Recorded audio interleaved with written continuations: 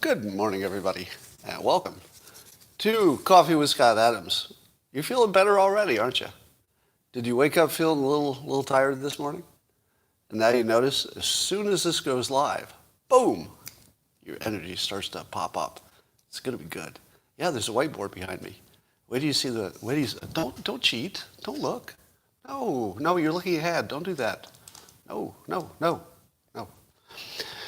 Before we get to the whiteboard, we've got to get to something far more important, maybe more important than climate change, more important than science. It's called the simultaneous SIP, and I know that those of you who have experienced it can vouch for its power. Those of you who are just coming in new, or maybe finally got here on time, well, you're in for a treat. Because the simultaneous SIP will take you to a new level, one you've never experienced before.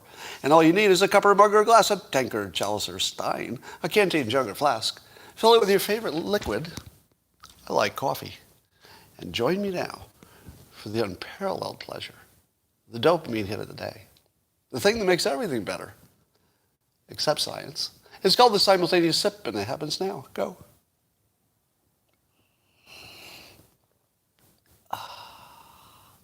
Oh, I see a resistor. Somebody says skip the sip. There are always rogues. We have a rogue anti-sipper. Yeah, I'm going to brand you. I'm not even going to entertain your argument that sipping could be bad for you. No, I'm going after the messenger. We have an anti-sipper. Science has proven that sipping your beverage with me makes you healthier and happier. Science, I tell you. I don't have a link to it right now, but trust me, lots of links to it. I just don't have one right now. But trust me, a lot of science behind it. So the anti-sippers, I brand you an anti-sipper. I can't have any respect for you now. Well, Trudeau, up there in Canada, or if you're watching from Canada, right where you are in Canada, he was referring to people across the country lighting candles to honor the Indigenous women, girls, and it turns out that the LGBT, which added the Q, so it's now LGBTQ, just keeps adding letters. So the difference between the LGBTQ and what I'm going to read in a moment, it feels like it's turning into some kind of blockchain code or something. But here's what Trudeau used. 2SLGBTQQIA+. And apparently that does capture as many people as possible. So I might start adopting this. Because I respect the people in the 2SLGBTQQIA+ community. Now, a lot of you people are just bastards. You're bastards. A lot of you are just bastards. And you do not respect other people as much as I do. You should take a tip from me. Be more respectful of your fellow human beings. And step up. Step up. If you can figure out how many prime numbers there are between 0 and 100 million, it should not be hard for you to memorize 2SLGBTQQIA+. And I believe we should all use it from now on and nothing else. Because if you use anything else, well, you're a bastard. You're a bastard. Well, of course, there is yet another school shooting. I'm not going to name the shooter or the school because I don't like to do that. He was bullied.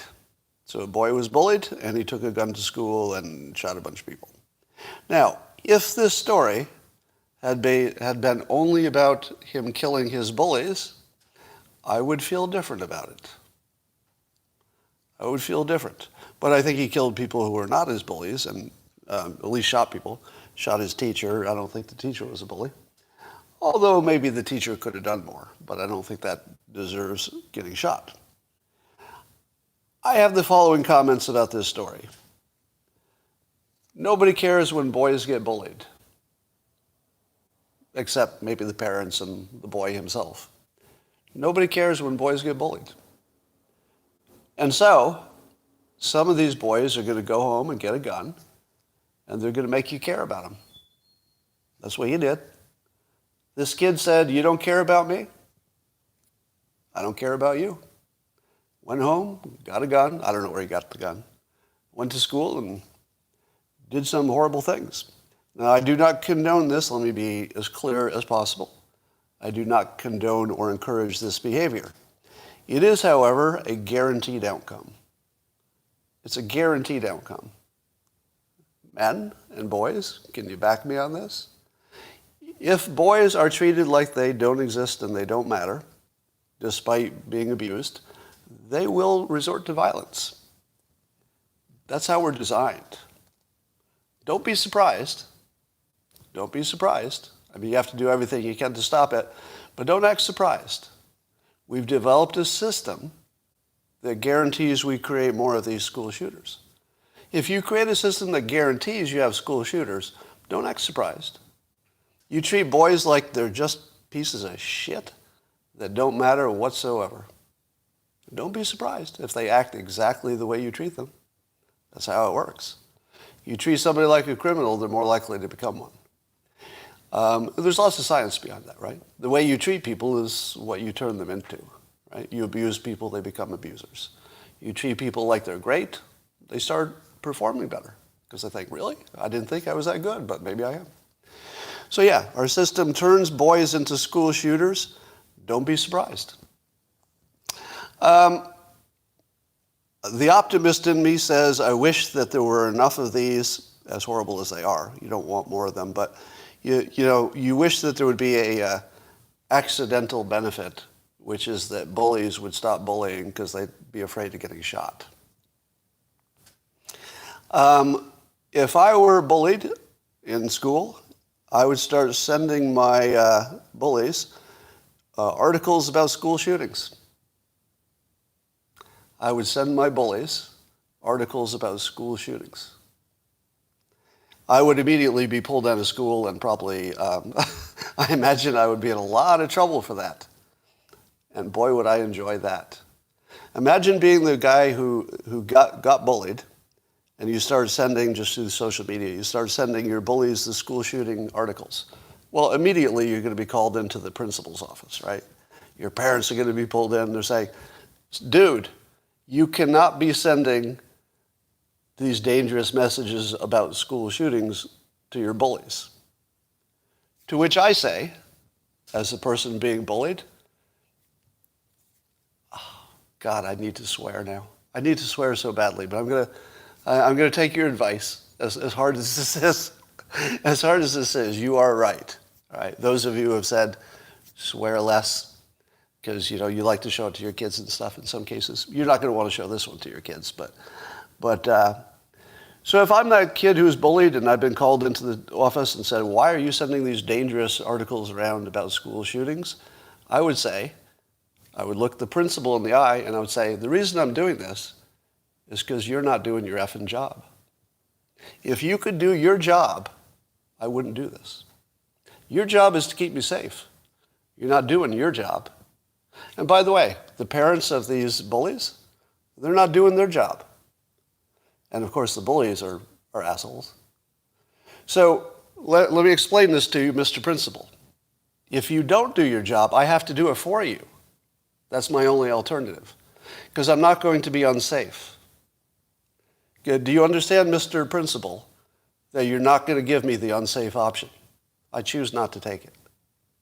I realize that you'd like me to go back to this bullying situation and do nothing about it and not do your job. I'm going to do your job until you can do it. If you can step up, I'll stop doing this. If you don't step up, we're going bigger on this. Because right now I'm only dealing with the school. Tomorrow I'm going to deal with the press. If you don't think that was me at age 15, you didn't know me at age 15. Because I would have done that. I would have called the principal on doing his job, and that would have been the only topic. And I wouldn't even talk about what I was doing. I would say, I'm not even here to talk about that. That's not even the problem. Somehow you thought I'm the problem. Apparently you don't know what problems look like. Let me explain what a problem is. A problem is getting bullied every day and nobody doing anything about it. That's a problem. I'm dealing with a problem.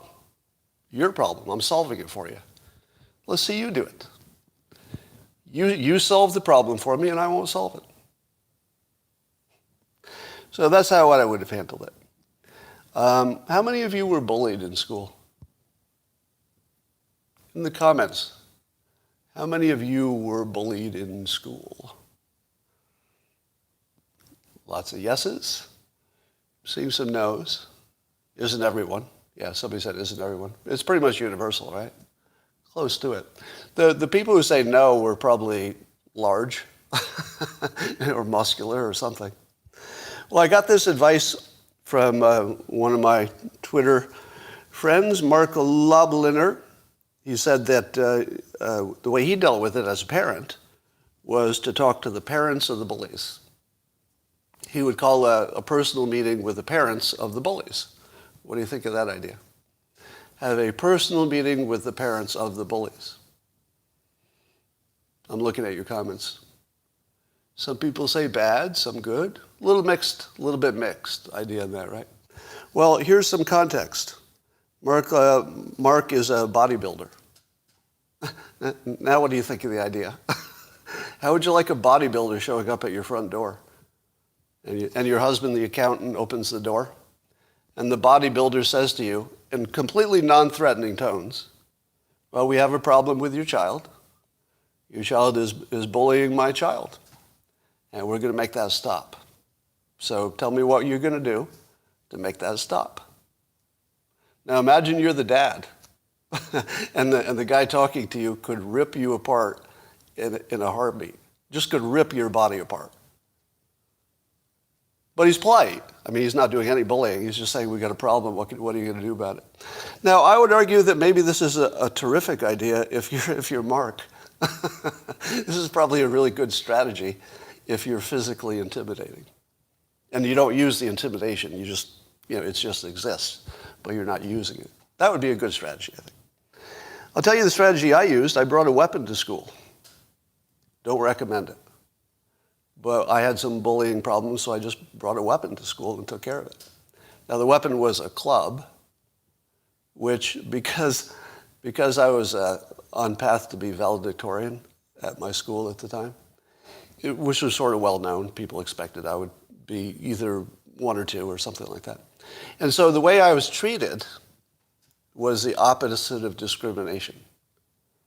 So I actually walked down the hall with a weapon in my hand.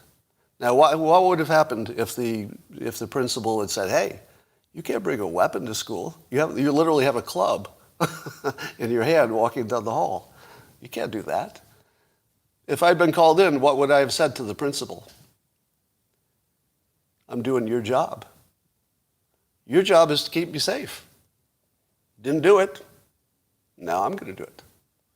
So I took the club and I beat my bully with it in the hallway in front of as many people as, were walking around. It was lunchtime. It's the last time he bothered me. Now, in the old days, that's the way we did it. I don't recommend it in the new days. In the new days, you'd probably go to jail for that sort of thing. In the old days, you could beat somebody half to death, and you just had a good reason, and you'd be fine. Literally, if you just had a good reason. Where I grew up, oh, you had a good reason? Oh, okay. That'd be the end of it. So I don't recommend this, by the way. Don't do violence in 2021. It's not going to work out. But there are lots of ways to handle these situations. I'd like to teach you now how analogies work. Now, this came from a situation that I was in myself. All right?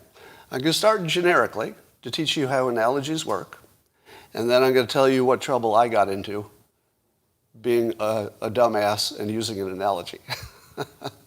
All right? So we're going to start with the lesson, and then I'll make it applicable to the headlines. All right. Let's say somebody says to you that there's a particular automobile that's very fast. And to make that case, they say, this new Porsche, let's say it's a Porsche, it's like a cheetah. This Porsche it's like a cheetah. Now, If you do not have cognitive dissonance, how do you interpret this car? It's like a cheetah. All right. If there's no cognitive dissonance, you handle that pretty well, don't you? You say to yourself, oh, I get it. This is a person who's saying that a car is very fast, maybe even one of the fastest of the cars, because the cheetah is the fastest of the animals. If it's like a cheetah, it's probably one of the fastest cars. Simple, right? No problem. Everybody understands a good analogy, right? Now here's the problem. It works really well if you're talking about cars, because nobody really has a different opinion about cars. If it's fast, it's fast. Okay, it's a fast car. But when you get into politics and social stuff, everybody has different opinions. So if you give somebody an analogy that challenges their opinion, what happens? Let's say it's a good analogy that makes a point that challenges their opinion. So it actually does challenge the opinion. What happens? Well, if you've been following me for a while, or if you've studied psychology on your own, you know that what happens is cognitive dissonance. So if somebody disagrees with you with a good reason, and you don't want to change your mind because you're so sure you were right, but that is a good reason, you get triggered into a hallucination, essentially. And you start to imagine things that aren't there. That's what the cognitive dissonance does. And that imagination is what papers together your inconsistent world. So it's the papering part that's the cognitive weird part. And so what you do is say, Scott, that's a bad take. Because you just compared, you dumbass, you just compared, oh my God, facepalm. Seriously? You just compared an animal to a car. Where's the carburetor on the cheetah? Seriously, Scott.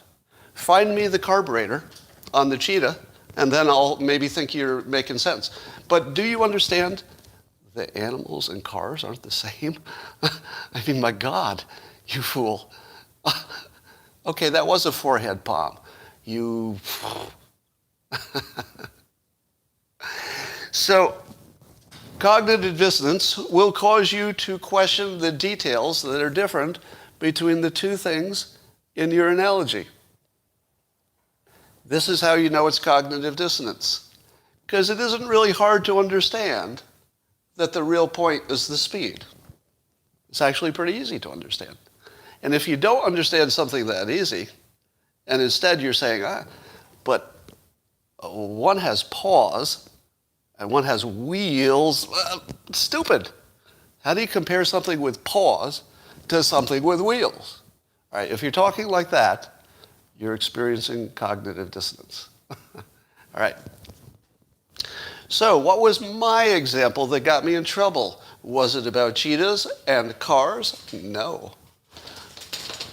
It was not about something harmless, which you all would have understand, because you certainly understand easy analogies. I did something very dumb. Very dumb. Dumbass, me.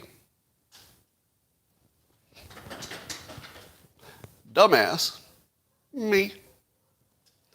All right, are we all on board that what I'm going to talk about next is me making a mistake? I do this for the benefit of those of you who say, Scott, you never admit when you make a mistake. Yeah, I do. I might admit when I make a mistake literally more than any human being alive, in public figures anyway. I literally wrote a book on it, a book with all the mistakes I made. On a regular basis, I go in front of the whatever world is watching me and tell you exactly what I got wrong. Fairly regularly. And I'm doing it again right now, okay? And tomorrow somebody will say, you know, the thing I hate about you most is you never admit you're wrong. The world we live in, all right? So, here's the mistake I made. I said, in just an offhand comment in a tweet, it was just a tweet reply, so I didn't put much thought into it, and I did something dumb. I used an analogy in a political conversation. If you put an analogy in a political conversation, what happens? Cognitive dissonance.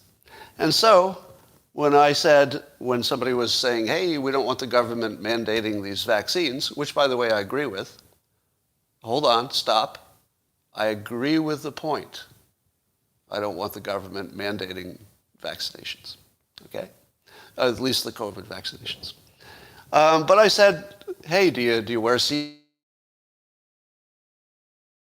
cognitive dissonance?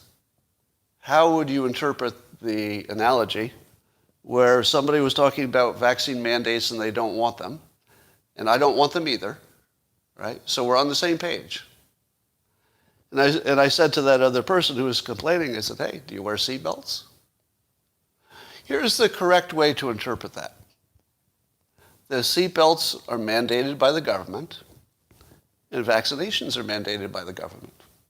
And that we live in a world where the government mandates all kinds of things for your body.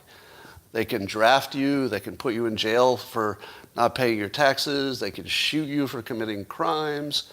The government completely controls your body already, which was the point. Now, why do I say that? If I agree that I don't want a mandate, why would I be telling somebody the government already mandates all kinds of things for your body? Sounds inconsistent, doesn't it? It's not inconsistent. It's context. Context is never wrong. Context is not an argument. Context doesn't prove a case. It's just useful.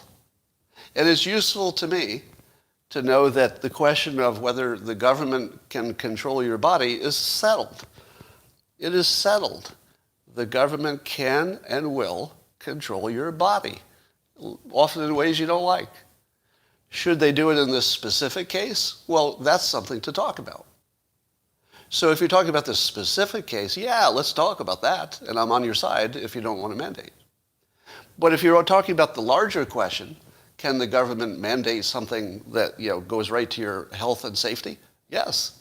Yeah, they could draft your ass and send you to another country where you get shot by a stranger. They could do that. They have all that power, and they use it all the time when they think it's a good idea. Should you push back sometimes? Yeah, of course. Of course the public should push back. Absolutely. But the only point of the seatbelts is it was one example out of thousands I could have given, from getting drafted to you can't drink and drive to God knows what. So it was just one of the many examples. The only thing you should have taken from it is that the government already controls your body. Now, having defended what I said, did I just tell you that I'm right after all? Because I just defended it. Hey, what's wrong with you for not understanding my analogy? Nope. No, this was my mistake. My mistake was using an analogy, carelessly, in a political conversation. As a communicator, I give myself an F. Because I caused a whole bunch of people who are completely in agreement with me to say on social media I have a bad take. People who completely agree with me just on this minor point about mandates, completely agree with me. But they saw the analogy and they decided that the analogy was working against their point, which it does, but it doesn't work against their point enough to change their mind or mine. All right? So I'm giving you point and counterpoint because I like to show you the whole story. But it didn't change my opinion. The fact that this works against my own point of view, it's just context. And there. Was that anything that was useful? I don't know. Maybe that was just for me. There's here's a interesting news.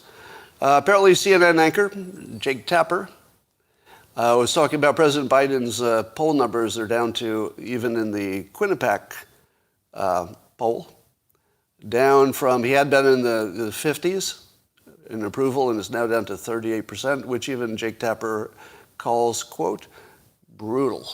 Brutal. And so I guess everybody's noticed. Now, I'm going to tie this into another thing I was going to talk about later, but I'm going to tie it in now, which is, don't you love it when people are talking in public and they give you their internal thought process, and you're thinking to yourself, don't need that. Don't need you to tell me why you're going to talk about the next thing. Just do it. We won't even need to know your internal thought process. But have you noticed that, so Biden's poll numbers are in the toilet and a lot of things are going wrong, right? Now, look at the news coverage of Trump today. The news coverage of Trump today. What does it focus on? Which part of everything that we know about Trump are they focusing on now? Well, they're focusing on January 6th and whatever role Trump had in that. Now, what did January 6th have to do with Trump's, let's say, job description? In other words, where does it say in the job of the president, do something about the protesters going to the Capitol or something? It sort of was outside of his general job description, right? It's something he did, and of course, he had a role in it, and it was important, but not really what you think of as the job of president. Why is it that all of the focus on Trump in terms of criticism is not about the 4 years he was president, but rather the first day he wasn't? Think about it. All of the criticism of Trump today is about when he wasn't president. Why? Because if you compare him on policy to policy with Biden, he runs the table. He runs the table on policy. Name something that somebody in the middle of the country, not somebody on the far left or the far right, but just say a mainstream voter, let's say an independent who could go either way.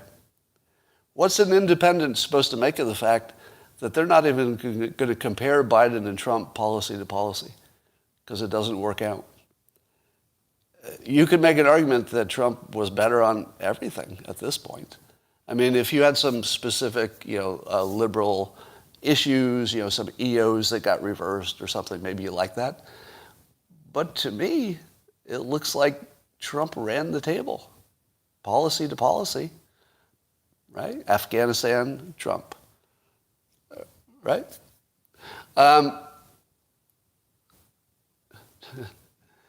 Now, of course, that's subject to great argument, but I would say that the left has conceded the policy argument.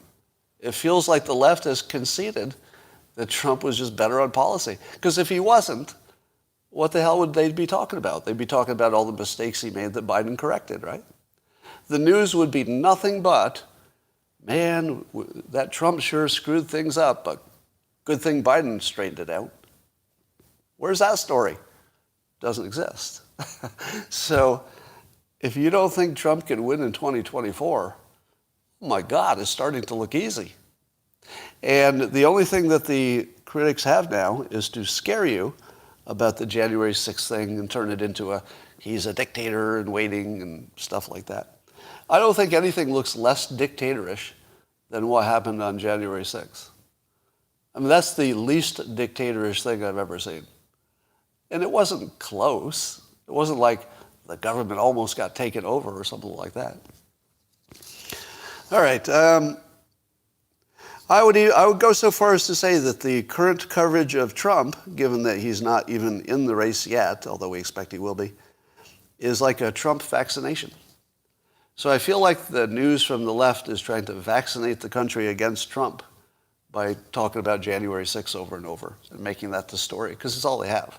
So the only way they can vaccinate you is to go after the spike protein of the Trump experience, which is January 6th. Oh, I'm just quite proud of what I just did there. Can we take a moment?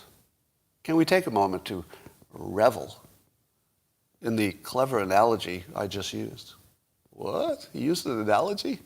He never learns. No, he never learns. But yes, January 6th is the spike protein that they're trying to vaccinate you with. All right. Here's the best argument that vaccinations work.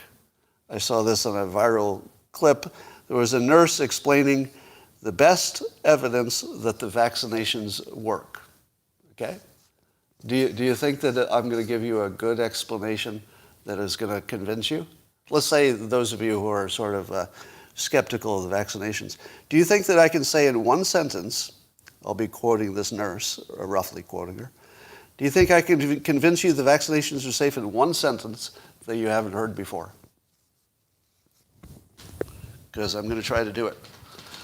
Here's the nurse's explanation of how you can know for sure that the vaccinations are safe in one sentence. They were given to the rich white people first. And I'm done. And I'm done. And as the nurse says, if we weren't sure that they would work, we would have given them to the black and brown population first, or poor people in general. Now, I'm not serious, in case you thought I was. That's not a real argument, but it does raise a question, doesn't it? You know how often I've said to you, follow the money? It's like, well, that shouldn't be so predictive, but why is it always? Why is it always that people have the same philosophical preference that just happens to match what would make them more money? Yes, our philosophy tends to match exactly what makes us more money. That's who we are. And then we think we're making a philosophical decision. So I'll just put that out there. If the elites had any question about the vaccination, they wouldn't have given it to themselves first. I say that facetiously, all right? Because sure they might have, but it is a funny comment. It's a funny comment because it makes you think about the whole of how everything works. That's what I like about it. It's kind of brilliant that way. All right. How about this for good news? Talk about news that gets buried. There's a malaria vaccine, a vaccination for malaria, brand new, that could save, somewhere up to 400,000 lives per year. A malaria vaccine. So here's the part that blew my mind. So I read a story about a new malaria vaccination, which has been tested in trials and did well. How long has the vaccination been around? I don't know. It wasn't in the story. Don't you think that would be kind of important? Given that all we're talking about with the coronavirus vaccination is how long it's been, tested. There's a major story about this malaria vaccine, and it does not include how long they've been testing it. That seems like an omission. But I think it's more like it could be more closer to the point that you got to start someday. And I guess the trial made them comfortable enough that they're going to go ahead. All right.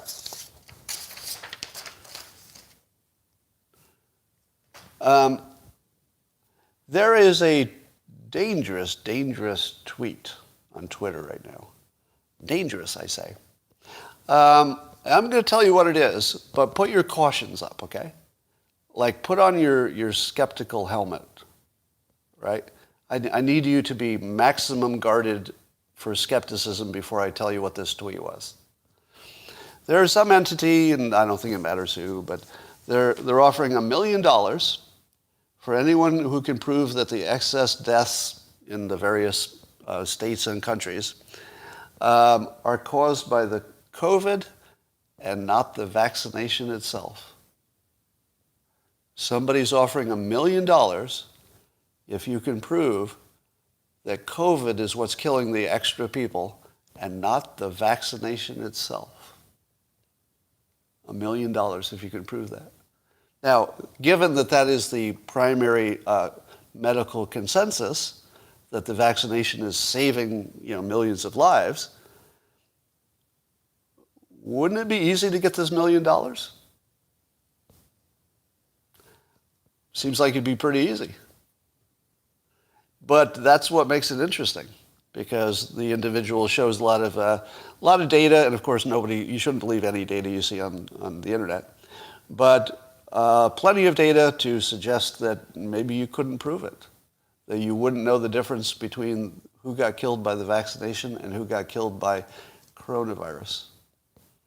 Now, remember I told you, put on your skeptical hat. I don't believe any of this. In other words, I don't believe any of his data is right. Not any, but I don't think that it's right in total, and that I don't think there's anything to it. But it's ballsy. It's ballsy. So I ran this by, I alerted my primary skeptical people, Andres Backhaus and Anatoly Lubarsky, and I got only Andres' comment before I came live here. And his comment was about this fellow's analysis, who's offering, the group that's offering the $1 million. He said that about the analysis in general, this is so misguided and amateurish that taking the $1 million would feel like stealing to me. Now, I asked him for a specific, because this is the sort of thing where you need to give an example of what you mean by what's wrong with it. Just one good example. Like what's the main thing wrong with it? So I haven't heard that yet, but I have enough confidence in Andres that he's seeing plenty wrong with it. He's seeing plenty that's wrong with it. So I would say you should put a real big doubt on that. And I also think that if there were anything to this claim, it would just be so obvious that everybody would know it. I guess, you can always have a situation where all the experts are fooled, but it's unusual to have this many experts all over the world fooled the same way. That would be pretty unusual. I think the real problem here is that we don't believe any statistics and you can do anything with them. Right? So just keep an eye on that. There's a Don Lemon rant on CNN. Not a rant, but an opinion. I shouldn't call it a rant. That would be putting too much opinion on it. Saying that the internet should do more to regulate the misinformation. So he's calling for more censorship on social media platforms. That there should be consequences for that information if it's not true. And his argument is, wait for it. Here's his argument. He says that it's completely practical to do to regulate the information on the internet. Why? Why does Don Lemon know that it is perfectly practical to get rid of the false information on the internet? He says it's because the legacy media did it, and they're doing it now. So if CNN can do it, why can't the internet? That's right. Don Lemon said that the internet should do, the social media platforms could do more work to get rid of the misinformation because CNN does. So there might be a little bit of a lack of self-awareness there. CNN literally the synonymous with fake news. If I said fake news, name an entity. Just that sentence. Just walk up to a stranger and say, fake news, name an organization. They'd look at you and say, well, I don't know why you're asking this, but CNN. That's the first thing you'd say. He doesn't understand that his network is the most famous fake news entity in the world. Not the only ones with fake news, of course. Everybody's in on it. But they're the most famous example by far. It seems like you need to mention that in this context. So Jan Jekielek, whose last name I always have trouble with, did this tweet, and I thought this captured the zeitgeist pretty well. Do you want to capture the zeitgeist? Yeah, let's capture it. We don't have to, because Jan did it. He tweeted this. He said, "It just struck me. We're witnessing in real time the spectacular accelerating failure of the, quote, governance by expert class model. Its follies daily laid bare, even as its proponents double down on touting its benevolent inevitability." So that's, that hits you, doesn't it? That feels exactly what's happening. We're watching the complete destruction of the expert class. But here's how he dresses up not just that. Here's how he seasons his tweet. So he's telling you about the death of the expert class. Most of you were watching it too. And then he says, and it also struck me, in this lies hope. What do you think of that? Do you think that the death of the expert class, which unfortunately means the death of using facts and logic and science for making decisions, because we don't know what are the facts and what's the science, we can't trust anything. If we don't use that model, what's the upside? What's the upside of not trusting any of the expert class? I'm going to go with Jan on this. I'm going to go with Jan on optimism, and here's why. You have to understand the problem before you can fix it, right? Pretty much a generic, basic, universal truth. If you don't understand the problem, the only way you could solve it is randomly, and how likely is that? So in order to understand the problem, in order to fix the problem, you have to understand it, and I believe that we're at that point. We've reached the point where we know we can't trust our experts or scientists or our politicians. So what do you do? Well, I feel like we're on the border of needing something like a new model, a new system, something that can help us solve this exact problem. What would that look like? Well, I think I'm modeling it right now. I believe I am modeling the solution to that right now, but you would need a more robust version of that. And the model would be this. Let's say a jury, if you will, I'll use the word jury loosely, of skeptics. A jury of skeptics. Now, I have my own sort of informal group of skeptics who follow me on Twitter and are very, very kind to respond to lots of queries where I say, look at this, look at that. It takes a lot of time, right? I'm asking quite a bit of them. Andres Backhouse in particular. The amount of time I've asked him to spend looking at stuff for your benefit and my benefit as well is quite a bit. I mean, he's putting in a lot of work for your benefit and not getting paid for it in any way. So I think that unpaid, highly qualified people who have a track record and also the right credentials, in his case, PhD in economics, if they have the right credentials, we need a jury of skeptics. Now, what would be better than a jury of skeptics? Because you're going to not trust them, right? The jury is going to talk, and you go, I don't believe those guys. All those skeptics are on the right, or all those skeptics are on the left, or something. Well, more than one. More than one. You should have more than one jury of skeptics. Maybe I'd have one, try to be as independent as possible. Maybe other people have one. Maybe every, here's a model for you. How about this? How about this model for the future? Everybody who has, and I'll just throw on a for example. For example, everybody who has over 100,000 Twitter followers, just for conversation's sake. Let's say that anybody who has over 100,000 should have also a jury of skeptics who sort of are part of their universe, so that when they tweet something that 100,000 people, possibly lots more, are going to see, that it would get tweeted with the context of their own experts. So at least it would travel with the criticism as well as the point. Now I'm just throwing out a first idea, right? We're just brainstorming.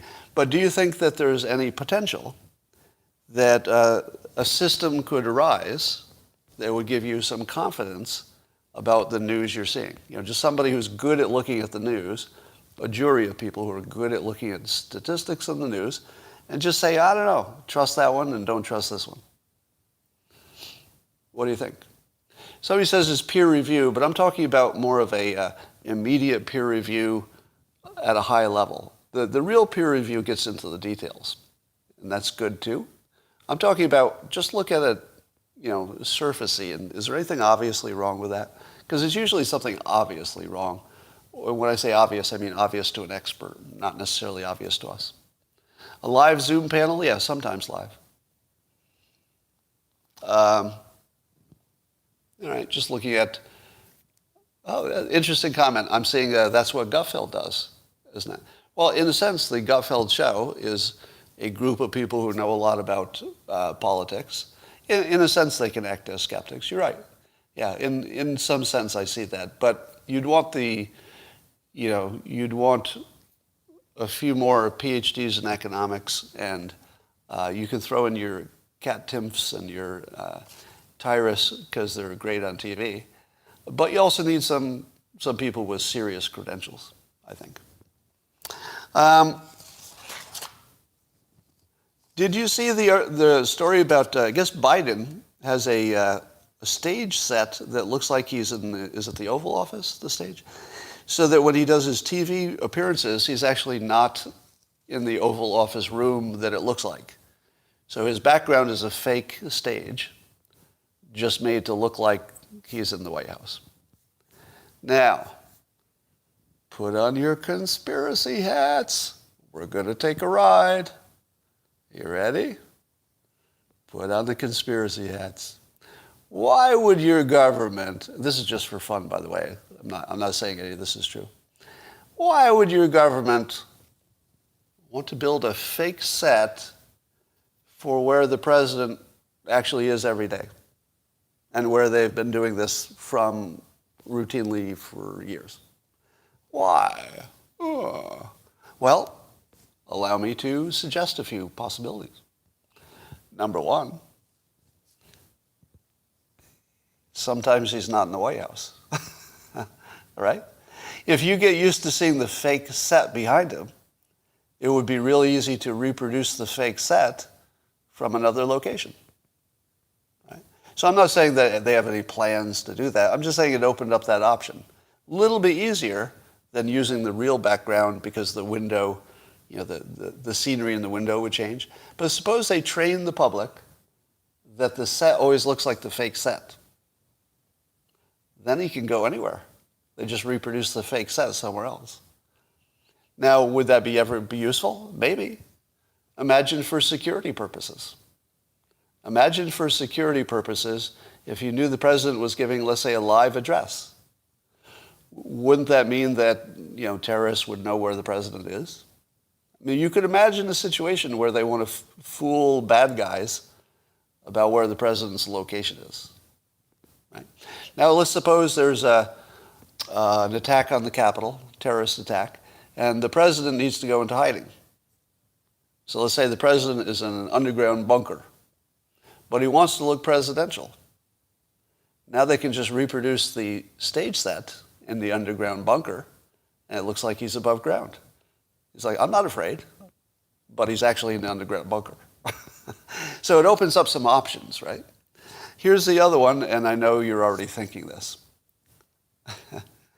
It feels like if anybody was ever going to move toward creating a real digital deep fake of a president, you would do this first. You would do this first. You would have to change the background first and get people used to it. Why? Because it would be much harder to put a fake person on top of a real background. Not only because the weather outside the window might be changing, that might be a tip-off, but also, and maybe I need an expert to tell me this, would you be able to pick it up more easily if you had a fake image on top of a real image versus all fake? Is there anybody who knows enough? Machiavelli's, if my Twitter user Machiavelli is on here, I think you've got some experience with this. Head-on monitor, no visible teleprompter. Okay. Controlled lighting, yeah. Controlled lighting is a very good reason to do it because you don't want the open windows. That's a very good reason to do it. Yeah, in fact, the main reason might be just controlling the lighting, and there was some talk about getting the teleprompter out of the way. So it might be nothing but a production thing. Easily could be nothing but that. Well, so here's the thing. I think they need to have a consistent background to make it easier to put a deep fake president in front of it should we ever need to do that. I don't think that we need to do that, and I don't think there's like any immediate plan to do that, but you would have to do this first, and that's a little suspicious to me. because you wouldn't want to have to reprogram the background every time you put in a new Biden, right? If you wanted to program Biden making a speech, a fake one, a digital Biden, you wouldn't want to have to do the extra work of changing what's in the window and also corresponding to when the cloud went over, right? So imagine Biden is in front of a real window and a cloud goes over. Maybe you can see it.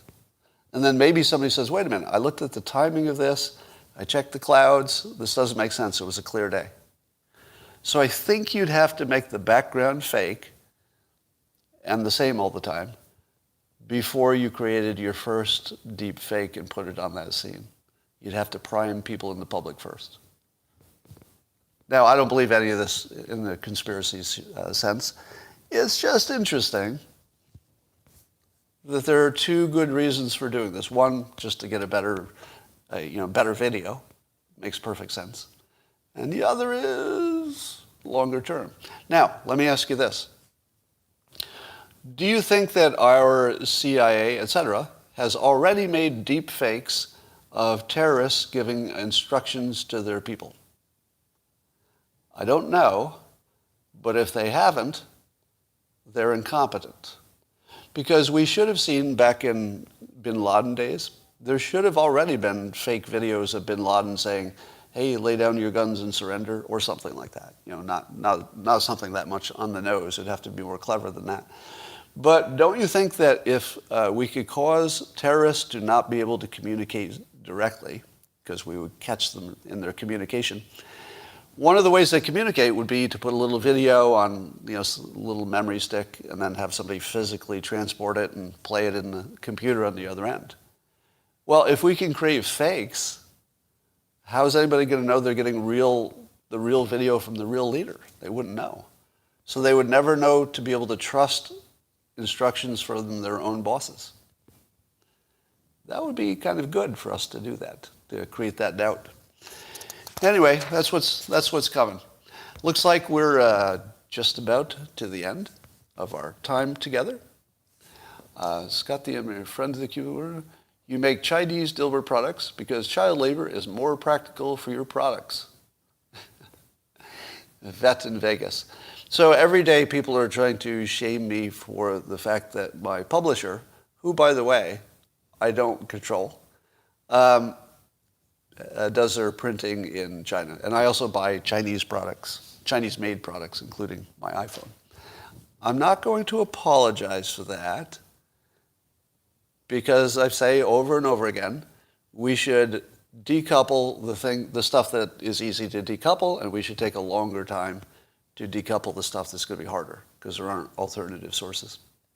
So the moment there's an alternative source for printing Dilbert calendars, I will do that. I'll push my publisher for the alternative source. But if the alternative source is too expensive, meaning that it can't be profitable, I'm not pushing for that. So does that mean I'm putting profits over people? No, I'm putting people at the top because you need profits. The thing that keeps people alive, profits. Do you know why you can have nice things if any of you have nice things? Do you know why you can? Profits. Yeah, you don't want to stop profit. You want to manage it and evolve it in a way that you can have the profit and also a better world. So no, I'm not going to be a dumbass and say, stop doing business instantly in every situation, no exceptions. That would be dumb. It wouldn't be good for people. And if you imagine that would be a good idea, you probably just lack a understanding of economics. All right.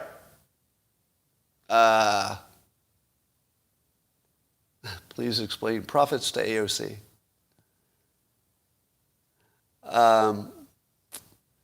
What's not fake? Just looking at some of your comments before I sign off.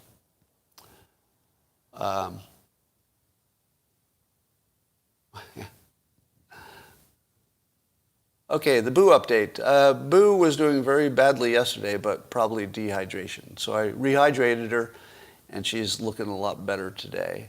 But I've got some delicate balance of meds and trying to get her appetite so she'll So basically, I'm involved in a chess game, and the chess pieces are like a bunch of different medications with the side effects, with the illness itself, and they all have to be in the right order and in the right strategy, or the cat dies.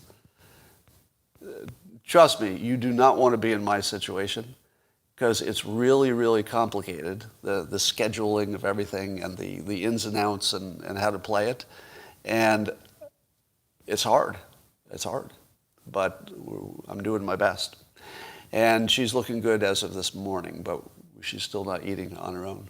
But we have a plan to make that happen. All right, so we will not give up on Boo.